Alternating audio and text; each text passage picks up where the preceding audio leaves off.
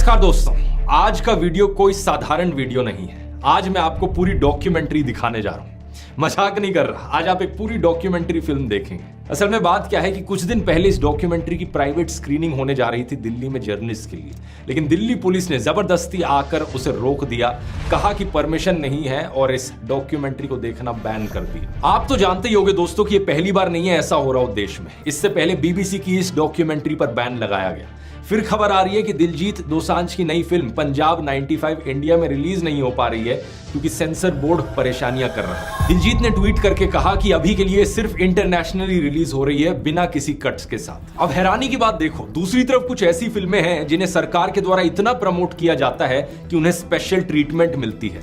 The Sabarmati report, Kerala story, accidental prime minister, Veer Savarkar, ये फिल्में ना सिर्फ सिनेमा हॉल में रिलीज होती हैं बाकी फिल्मों की तरह, बल्कि अक्सर इन्हें टैक्स फ्री भी बनाया जाता है। इनकी स्पेशल स्क्रीनिंग भी कराई जाती है पार्लियामेंट में मिनिस्टर्स के सामने, और प्रधानमंत्री खुद भी इनका प्रचार करते हैं ट्वीट करके, और वो भी तब जब ज्यादातर समय इन फिल्मों में झूठी कहानी और झूठा प्रोपेगेंडा भरा होता है। लेकिन अगर कोई ऐसी फिल्म हो जो इनकी आलोचना कर दे या किसी दूसरी पार्टी को थोड़ा फेवर कर दे तो वो डॉक्यूमेंट्री ही क्यों ना हो, उसकी प्राइवेट स्क्रीनिंग पर भी बैन लगा दिया जाएगा। ये जो डॉक्यूमेंट्री है जिसे आज आप देखने जा रहे हो, इस फिल्म को बनाने वाले लोगों ने मुझे रीच आउट किया इस घटना के बाद और पूछा कि क्या मैं अपने YouTube चैनल पर इसे रिलीज करना चाहूंगा। तो मैंने ये फिल्म देखी और सोचा क्यों नहीं। अगर इस तरीके से लोकतांत्रिक देश में आजादी को खत्म किया जाएगा तो मैं वो हर चीज करूंगा जिसकी जरूरत होगी आजादी को बचाने के लिए। ये जो सेंसरशिप का सिलसिला है, हम इसे आगे इस तरीके से चलते नहीं रहने दे सकते, इसलिए ये आज मैं रिलीज कर रहा हूं। ये डॉक्यूमेंट्री 2024 के उस दौर के बारे में है जब देश के इतिहास में पहली बार एक सिटिंग चीफ मिनिस्टर को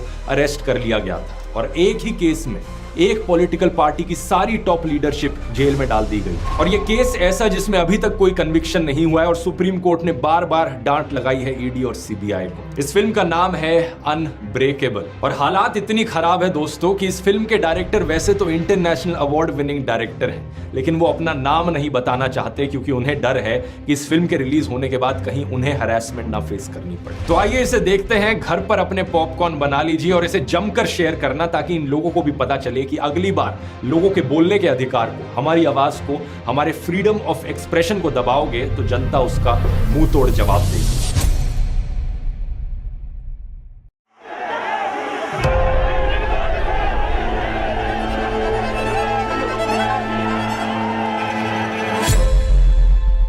अरविंद केजरीवाल पहली बार सरकार बनाने में कामयाब हुए।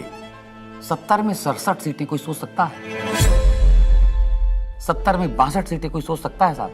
तो उसके बाद से विरोधियों को लगा कि नहीं भाई, ये तो जमीन पे जो है वो काम कर रहे हैं, लोग इनसे जुड़ रहे हैं।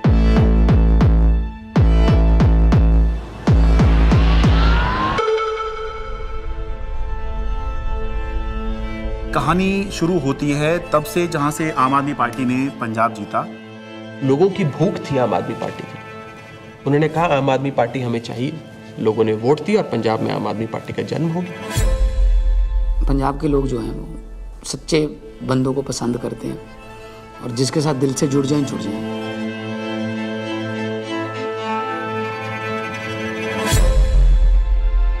आम आदमी पार्टी गुजरात को भविष्य देगी। गुजरात की 6 करोड़ जनता के साथ मिलके एक नया गुजरात बनाएंगे जिसमें 24 घंटे बिजली होगी। और उसके बाद आम आदमी पार्टी गुजरात में जैसे ही घुसी तो वहां से एक दिल्ली के अंदर हमें चेंज आता हुआ दिखाई दिया।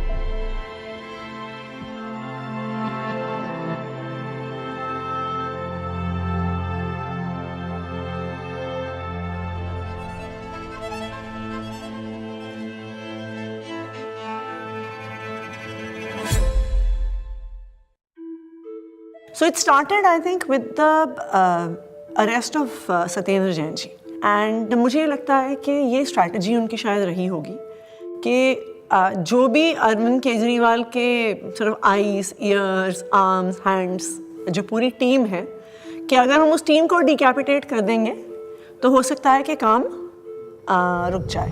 टेबल में बैठे होंगे बीजेपी के 3-4 लोग बड़े बड़े, बोले यार अब केजरीवाल को बेईमान साबित करने का क्या तरीका। किसी ने आइडिया दिया होगा कि कुछ घोटाला, बोले यार कोई घोटाला कैसे, कोई चिपकेगा नहीं इस आदमी पे। दिल्ली के स्वास्थ्य मंत्री सत्येंद्र जैन को ईडी ने हिरासत में लिया। एनफोर्समेंट डायरेक्टरेट ने सबसे पहले अरेस्ट होने वालों में मैं था।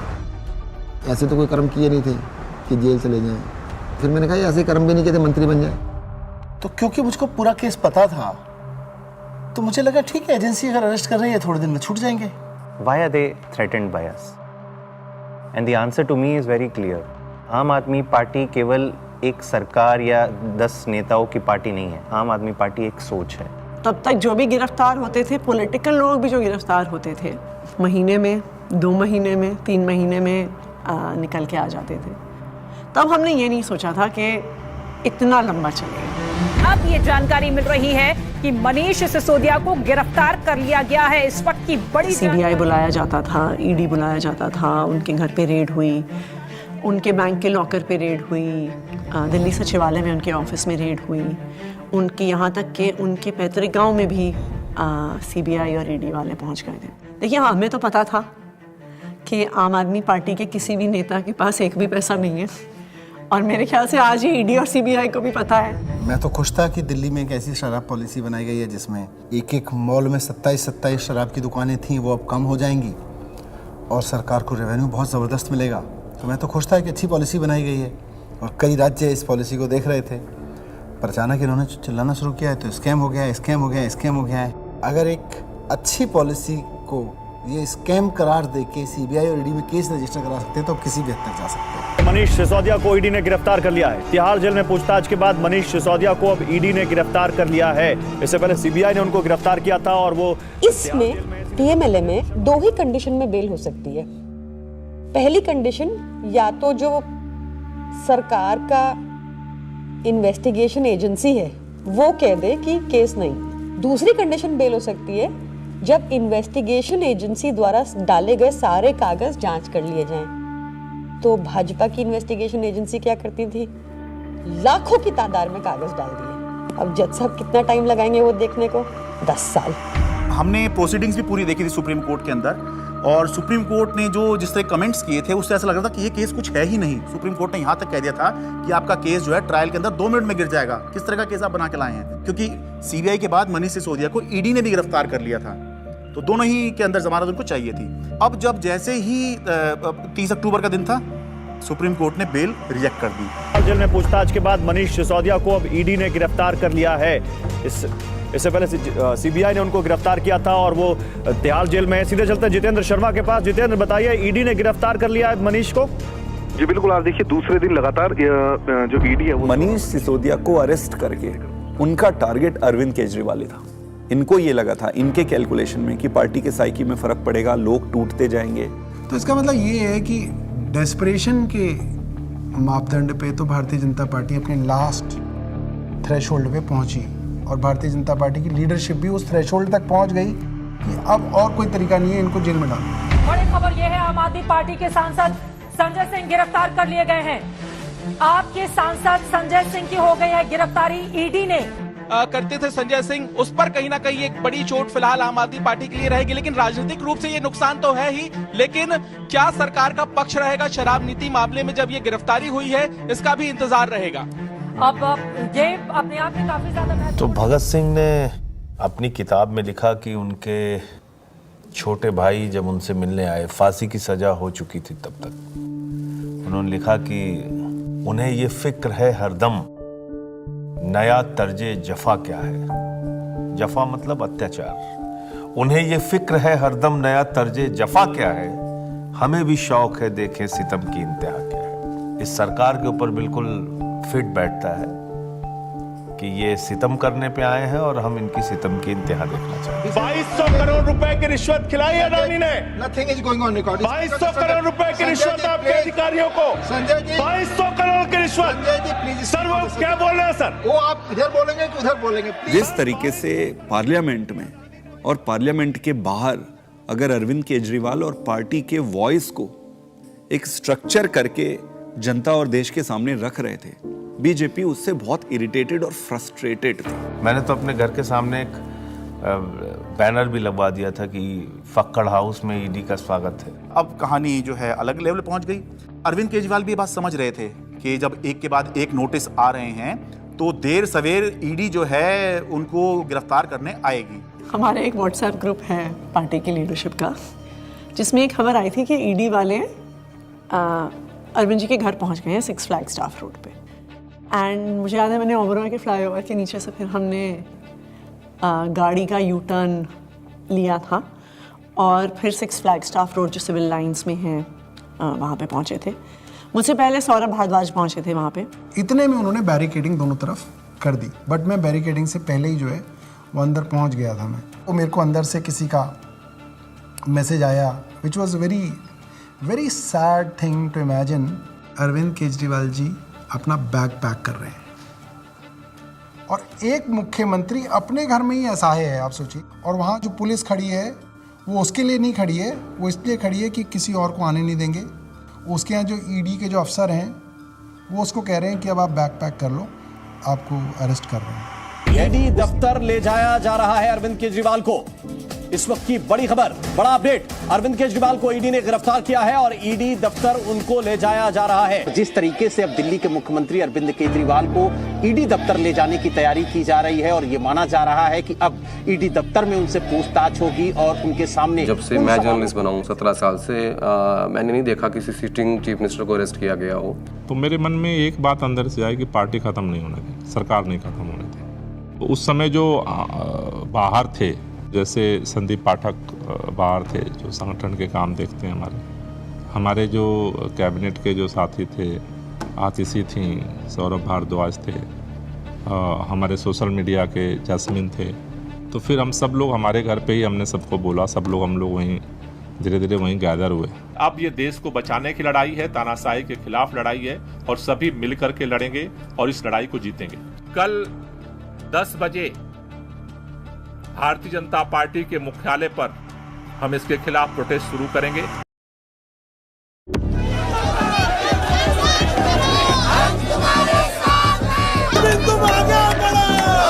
सबसे पहले मैं पहुंचा वहां, हुआ ये कि लोग पार्टी ऑफिस चले गए और हम और दुर्गेश पाठक जी जो आईटीओ वाला चौराहा है उस पर रुक गए।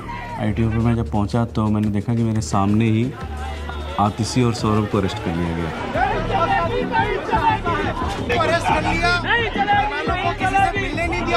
कोई वहाँ पे प्रोटेस्ट करने आता, 4 लोग सड़क पे बैठते, 4 लोगों को बस में बिठाते, बस भेजते।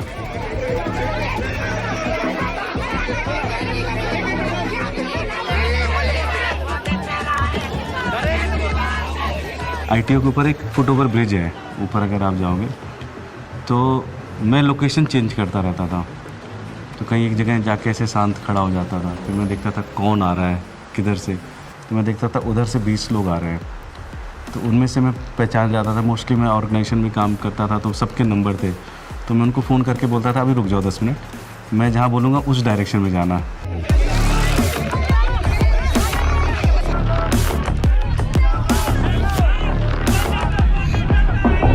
कोई एक डिक्टेटोरियल लीडर है और वो चुनाव से पहले सारे ऑपोजिशन के नेताओं को गिरफ्तार करा लेता है और फिर कहता है कि जी मुझे तो 99% वोट्स आ गए, मैं popularly and democratically elected leader हूँ।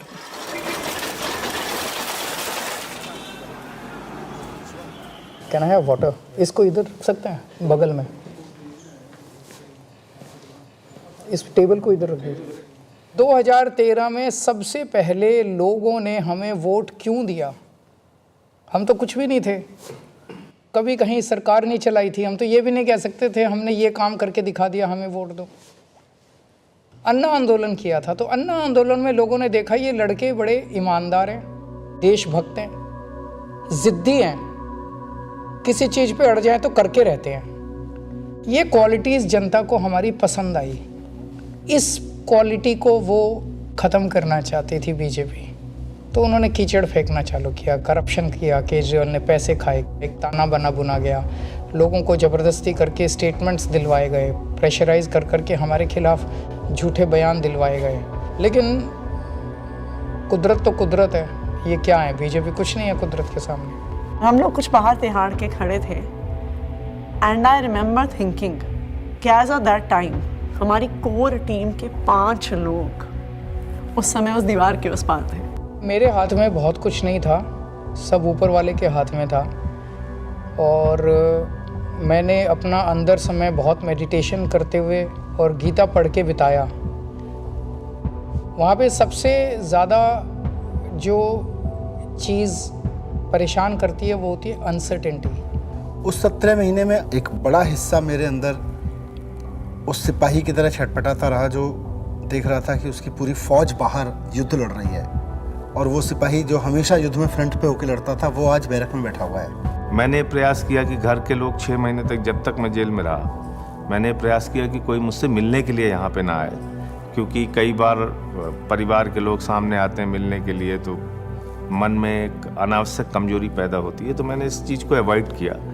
फ़ोन पे जब वो वीडियो कॉल पे जब बात होती थी, वीडियो कॉल करते थे तो हंसते थे, लेकिन वो हंसी के पीछे कुछ ना तकलीफ छुपी होती है, क्योंकि पत्नी से बेहतर कोई नहीं समझ सकता है। लेकिन हम लोग को लगता है चलो वो अगर दिखा रहे हैं तो हम लोग को भी ऐसे ही दिखाना है। तो हमारे जैसे बच्चे भी आ गए थे तो सारे लोग सब हैप्पी फील करते थे कि पापा हम लोग ठीक है, आप परेशान मत होना और आप ठीक से रहो। एक बारी ना कपिल मिश्रा ने आरोप लगाया था 2 करोड़ का कि सत्येंद्र जैन ने अरविंद केजरीवाल को 2 करोड़ की रिश्वत दी। तो मेरी बेटी स्कूल में पढ़ती थी तो उसका नाम स्कूल में 2 करोड़ ही रखा गया था। तो बच्चों के लिए बहुत, मुझे लगता है ये दौर ऐसा चल रहा है जिसमें कि बच्चों को भी स्पेयर नहीं किया जा रहा है। फैमिली के अंदर अभी तक क्या होता था कि अगर पॉलिटिक्स है तो 2 पॉलिटिकल पार्टीज़ के बीच में, अपोनेंट्स के बीच में, उसमें फैमिली इन्वॉल्व नहीं होती थी। अब थोड़ा सा लेवल कुछ ज़्यादा ही नीचे आ गया है। नहीं, जब जेल में था तो परिवार को तो मिस नेचुरली करते ही हो आप, और विशेष रूप से जब आपकी वाइफ बीमार हो, आपका बेटा भी केवल कॉलेज में पढ़ता हो। तो उसने एक चिट्ठी लिखी, उसमें उसने बोला कि अगर आप इस वक्त मेरी चिंता करोगे, अगर आप इस वक्त इस बात को लेके चिंता करोगे कि मैं परेशान हूँ, तो फिर ये मेरी देशभक्ति पे सवाल है। तो मुझे लगा यार बेटा तो बड़ा हो गया। आपने अगर मेरी चिंता में जरा भी वक्त जाया किया तो फिर वो मेरी देशभक्ति का अपमान होगा। That would be a insult to my patriotism, कि अगर मैं देश के सबसे अच्छे शिक्षा मंत्री को ये विश्वास नहीं दिला पा रहा कि आप अपना काम करो, मैं यहाँ पे एकदम सेट हूँ, आपको मेरी चिंता बिल्कुल करने की जरूरत नहीं है, तो that would be an insult to my patriotism and I felt that, I even feel that today. Phone आता था, 5 मिनट का फ़ोन होता था वो डेली जो आता था, तो उसमें ऐसा तो नहीं है कि मैं ये कह दूँ कि मैं बीमार बहुत हूँ या मैं कुछ भी हूँ, हाँ सब ठीक है, खाना खा लिया, हाँ इतना होता था। जो ड्रेडेड क्रिमिनल्स होते हैं ना, उनको सोलिटरी कन्फाइनमेंट में 2 हफ्ते से ज़्यादा नहीं रखते, उसको इनह्यूमन माना जाता है। तो मुझे लगातार कई महीने तक सेकेंड फेज़ के अंदर सोलिटरी कन्फाइनमेंट में रखा गया। सॉलिटरी कन्फाइनमेंट में आप जेल ऑफिसर्स और मेडिकल स्टाफ, इनके अलावा आप किसी से बात नहीं कर सकते। सो आई वॉज ऑल अलोन। आपको चाहिए कोई बात करने के लिए, गप्पे मारने के लिए, अपने मन की भड़ास निकालने के लिए, कुछ भी बोलने के लिए, वो अलाउड नहीं था। मतलब 2 जालियों के बीच में से बात करें, शीशा लगा हुआ है, इधर से फोन पे मैं उधर से हूँ, एक चीफ मिनिस्टर हूँ, दूसरे चीफ मिनिस्टर से मिलने आया हूँ, सिटिंग दोनों। जेल नंबर 1 में मैं था, जेल नंबर 2 में अरविंद जी थे, उसके बीच में एक दीवार ही थी। कभी कभी लगता था आवाज़ दो जोर से तो हो सकता है पहुँच जाए उधर। कई बार जेल के अंदर जब ऐसे मौके आते थे, ऐसे मोमेंट्स आते थे जब आदमी कमज़ोर फील करता था, तब मुझे लगता था यार मनीष की तरफ मैं सोचता था कि मनीष को 1.5 साल हो गया, उसकी तो वाइफ भी इतनी बीमार है, वो नहीं टूटा, सो हमें भी हिम्मत रखनी है। ये बड़ा वो था कि उन्होंने मेरी दवाइयाँ रोक दी। 15 दिन के लिए मैं शुगर का पेशेंट हूँ और 10 साल से मैं इंसुलिन पे हूँ, और 15 दिन उन्होंने मुझे इंसुलिन दी, मेरा शुगर 350-400 पहुँचने लग गया। जब जयप्रकाश नारायण इमरजेंसी के दौर में जेल गए थे, जब वो जेल गए थे उनकी दोनों किडनी ठीक थी, और 4 महीने बाद जब वो जेल से बाहर आए उनकी दोनों किडनी ख़त्म हो चुकी थी। Mr. Kejriwal, in fact, wrote to Tihar jail authorities alleging that he was not being administered insulin despite flagging his peaking sugar levels. ये जेल वाले कहते थे कि इंजेक्शन नहीं देंगे, प्रिस्क्राइब नहीं है। पता नहीं कितने साल से वो इंजेक्शन ले रहे थे, सब प्रिस्क्राइब्ड था। भारतीय जनता पार्टी के कहने पर अरविंद केजरीवाल जी की इंसुलिन रोके हुए हैं। ऐसा लगने लगा कि यार क्या ये जेल में रख के इनको मारने का प्लान बना रहे हैं। क्योंकि पॉलिटिक्स एक अलग होती है, लेकिन पॉलिटिक्स का मतलब ये नहीं होता है कि मैं आपको निपटा ही दूंगा। तो ये इंसुलिन वाली बात जो है, ये तो निपटाने वाली बात है। विरोधी होते हैं राजनीति में, लेकिन दुश्मन नहीं होते। कोर्ट के आदेश पर डॉक्टर्स की कमेटी बनती है, उसके बाद जो है इंसुलिन दी जाती है। आम आदमी पार्टी का मोराल जो था वो डाउन था। क्यों? कि आम आदमी पार्टी जो है वो दो चीज पे चलती है, केजरीवाल का नाम और वॉलंटियर का काम। वो दौर थोड़ा ऐसा था कि लगा था कि अब आम आदमी पार्टी जो है वो अब बचेगी नहीं, क्योंकि केजरीवाल के बाद कौन। कई बार ऐसे क्षण आए, ऐसे मोमेंट्स आए जब लगा कि अब तो सब खत्म हो गया, अब सब बर्बाद हो गया, अब there is no coming back from this, we have hit rock bottom.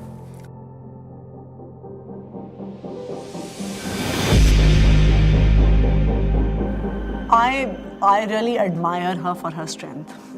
वो खुद पब्लिक डोमेन में आई पहली बार।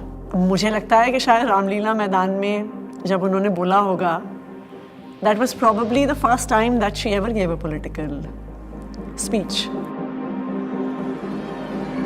सभी भाइयों, बहनों, माताओं, बुजुर्गों, आप सभी को मेरी राम नाम।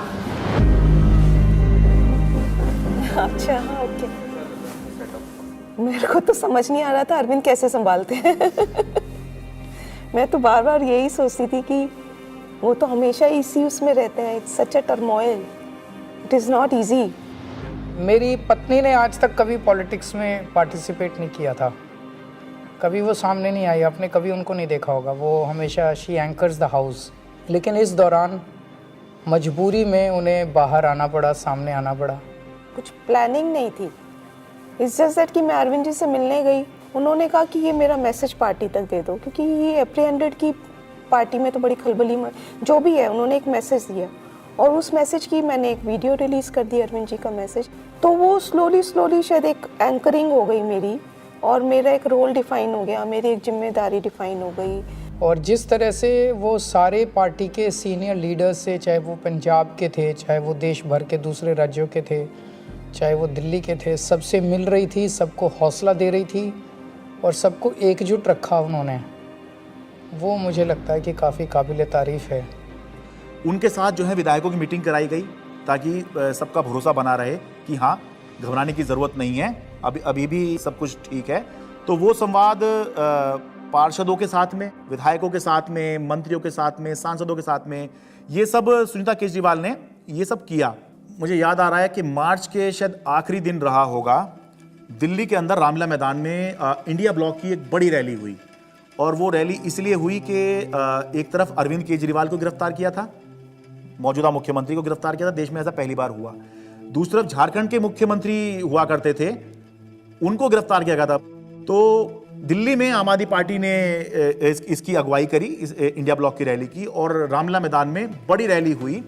और उस रैली का जो अचीवमेंट था कि इंडिया ब्लॉक के सारे बड़े नेता उस एक मंच पर आ गए, अपनी सारी जितनी भी उनकी आपसी विवाद हैं, आपसी मतभेद हैं, जो होता है, होगा भी, पहले भी था, आगे भी होगा, लेकिन उसके बावजूद भी जब अरविंद केजरीवाल की गिरफ्तारी का मुद्दा था, तो उसको लेकर सोनिया गांधी, प्रियंका गांधी, राहुल गांधी, ये तीनों जो हैं उस दिन इंडिया ब्लॉक की रैली में आए, और सारे बड़े नेता जितने गठबंधन में हैं, चाहे वो अखिलेश यादव हों, शरद पवार हों, और उससे जो है एक माहौल बना कि बीजेपी से लड़ने के लिए, या बाद में बीजेपी ने जब ये इंडिया गठबंधन बनते देखा तो एनडीए भी कहना शुरू कर दिया, उससे पहले बीजेपी ही चल रही थी।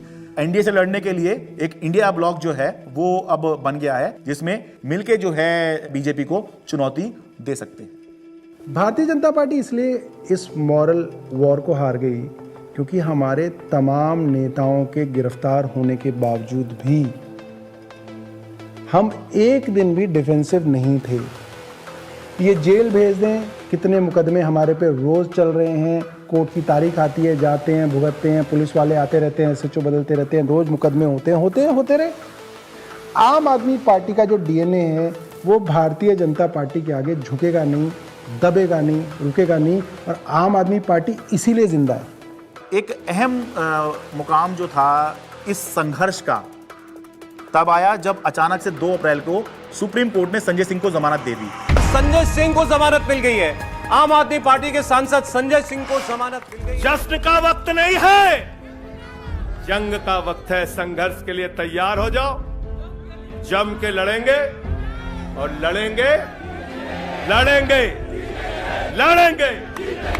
That was the time at which I felt कि शायद हमारी इमोशंस बाहर निकल कर आई। एंड जिस दिन मनीष जी की बेल हुई थी, और मुझे याद है उस दिन I was at a school inauguration. I am not very prone to being, मैं बहुत ऐसे इमोशनल व्यक्ति नहीं हूँ, पर उस दिन तो मैं स्टेज पर ही रोने लग गई थी। मैं एक पब्लिक उसमें थी, इनॉग्रेशन में थी। मनीष सिसोदिया को सुप्रीम कोर्ट से जमानत। इन्होंने स्टडी तो पूरा किया और उन्होंने सीढ़ी भी ठीक बनाई थी, बट वो सीढ़ियाँ ना, इसको ये नहीं पता था कि सारे केजरीवाल के रंग में रंगे हुए। डिले किया जा रहा है, डिले पर डिले, वो मनीष सिसोदिया की तरफ से नहीं, जब बल्कि प्रक्रियागत है। और तुमने सारे के सारे रिसोर्सेज यूज कर डाले। तुमने ED यूज कर डाला, तुमने CBI यूज कर डाली, ACB यूज कर डाली, विजिलेंस यूज कर डाला, दिल्ली पुलिस यूज कर डाली, सारा मीडिया का नैरेटिव यूज कर डाला। पूरी पावर तुमने, मतलब कितनी गन पावर है बीजेपी की, आपने सब कुछ यूज करके इन सारे लीडर्स को अरेस्ट कर लिया। उसका रिजल्टेंट क्या है? 0। आम आदमी पार्टी के पूर्व मंत्री और वरिष्ठ नेता सत्येंद्र जैन को आखिर दिल्ली के राउज एवेन्यू कोर्ट से जमानत मिल गई है। हमें पता तो था ही कि आज नहीं तो कल, कल नहीं तो परसों बाहर तो आना ही है, क्योंकि हमने कुछ किया नहीं है। अगर हमने कुछ किया होता तो शायद हम BJP ज्वाइन कर लेते, जैसे बाकियों ने किया। अरविंद केजरीवाल को जमानत मिल गई है। जिस खबर का इंतजार आम आदमी पार्टी के नेता कार्यकर्ता लंबे वक्त से कर रहे थे, वो खबर आ चुकी है। अरविंद केजरीवाल को जमानत मिल गई है। अभी की बहुत बड़ी खबर, दरअसल अदालत तो ये इलेक्शन डिफाइन करेगा कि आम आदमी पार्टी कहां जाएगी, और अगर ये इलेक्शन अरविंद केजरीवाल जीतते हैं तो वो उस लीग में आ जाएंगे जहां पर ये चर्चा होने लग जाएगी कि अगर 2029 में लोकसभा का चुनाव होगा तो क्या अरविंद केजरीवाल प्रधानमंत्री का एक चेहरा हो सकते हैं। वो चर्चा होगी। नहीं, मैं कभी अपने आप को ऐसे नहीं सोचता कि मैं कभी PM बनूंगा, या कभी ऐसे भी नहीं सोचा था कि मैं CM बनूंगा। सो PM बनना मेरी ज़िंदगी का कोई मकसद नहीं है, लेकिन जो भी सरकार आए इसे ख़त्म करना होगा। मैं चुनाव के टाइम में चुनाव लड़ो, आपस में एक दूसरे को गाली गलौज मत करो। आपने जो काम किए वो जनता के सामने रखो, आप जो विजन लेके आए हो वो जनता के सामने रखो। जनता को जो पार्टी पसंद आएगी उसको जिताएगी। जीतने के बाद सारी पार्टियों को मिलके फिर काम करना चाहिए, देश के लिए काम करना चाहिए, चाहे पक्ष में हो विपक्ष में हो। विपक्ष को कंस्ट्रक्टिव क्रिटिसिज्म करना चाहिए ताकि सरकार अच्छा काम कर सके, लेकिन एक दूसरे का जेल में डालना ये अच्छी राजनीति नहीं है। मैं दिल्ली की जनता से पूछना चाहता हूं, मैं देश की जनता से पूछना चाहता हूं कि क्या केजरीवाल ईमानदार है कि गुनहगार है। दोस्तों, 2 दिन के बाद, आज से 2 दिन के बाद मैं CM की कुर्सी से इस्तीफा देने जा रहा हूं, और मैं तब तक CM की कुर्सी पे नहीं बैठूंगा जब तक जनता अपना फैसला ना सुना ले। Did you anticipate his resignation, and why did he resign? रुके न जो, रुके न जो, झुके न जो, दबे न जो, मिटे न जो, हम वो इंकलाब हैं, जुल्म का जवाब हैं, हर शहीद हर गरीब का हम ही तो ख्वाब हैं। रुके न जो, झुके न जो, जी रहे हैं इसलिए कि प्यार जग में जी सके, प्यार जग में जी सके, प्यार जग में जी सके। जब हमने पार्टी बनाई थी तब सभी नेताओं और मीडिया ने कहा था कि इनकी एक भी सीट नहीं आएगी, लेकिन जनता ने मुझे मुख्यमंत्री बना दिया। जब हमने 2014 में असूलों के आधार पे सरकार छोड़ी तो इन सब ने फिर शोर मचाया कि आम आदमी पार्टी खत्म हो गई, अरविंद केजरीवाल खत्म हो गए। लेकिन फिर जनता ने हमें 67 सीटों के साथ जीत दिलाई और 2020 में हमने वो कर दिखाया जो किसी ने सोचा भी नहीं था। हमने अपने काम के नाम पे वोट मांगे, शिक्षा और स्वास्थ्य के नाम पे वोट मांगे। सबने कहा कि इस देश में शिक्षा और स्वास्थ्य पर कोई वोट नहीं देगा, लेकिन जनता ने फिर सबको गलत साबित कर दिया। जनता ने कहा अगर आप हमारे लिए काम करोगे तो हम आपको पावर देंगे। मैंने तो राजनीति में इतना ही सीखा है कि जब जनता अपना मन बना लेती है तो भले ही उनके सामने कितना बड़ा तानाशाह हो, पूरे सिस्टम की ताकत हो या बड़ी बड़ी पार्टियां हो, जनता सबको ध्वस्त कर देती है। जनता के सामने किसी का अहंकार नहीं चलता और जनता से बढ़कर कोई अदालत नहीं है। इसलिए मैं जनता के बीच जाऊंगा और अब जनता फैसला करेगी। जुल्म का जवाब है हर शहीद हर गरीब का, हम ही तो ख्वाब है रुके न जो।